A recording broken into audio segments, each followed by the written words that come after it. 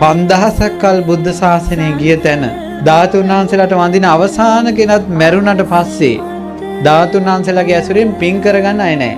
අන්න එතකොට මුළු ලංකාවෙම තියෙන ධාතුන් වහන්සේලා මේ උතුම් ස්වර්ණමාලී සෑරජාණන් වහන්සේගේ මුදුනට එනවා. ඉරිදීව. අබෑටයක් පමණ නමුත් තු ධාතුන් වහන්සේලා වඩිනවා. එහෙම වැඩලා මේ සෑරජාණන් වහන්සේ දෙබෑ වෙලා ද්‍රෝණයක් ධාතුන් වහන්සේලා අහසට මතුවෙලා මුතු වැලක් වගේ අහසේ පේනවා. පෙනිලා මෙතන ඉඳලා නාගදීපිට එනවා. නාගදීප සෑයේ දෙබෑ වෙලා මැණික් පුටු අහසට මතුවෙනවා.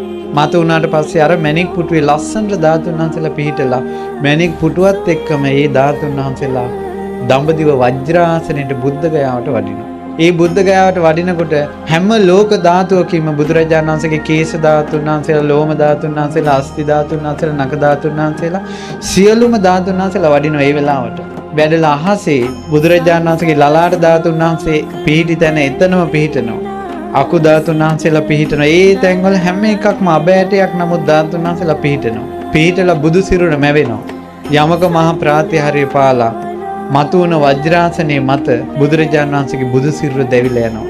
ඒකට කියනවා ධාතු පරිනිර්වාණ. දෙවිවරු හඬනවා, වැළපෙනවා.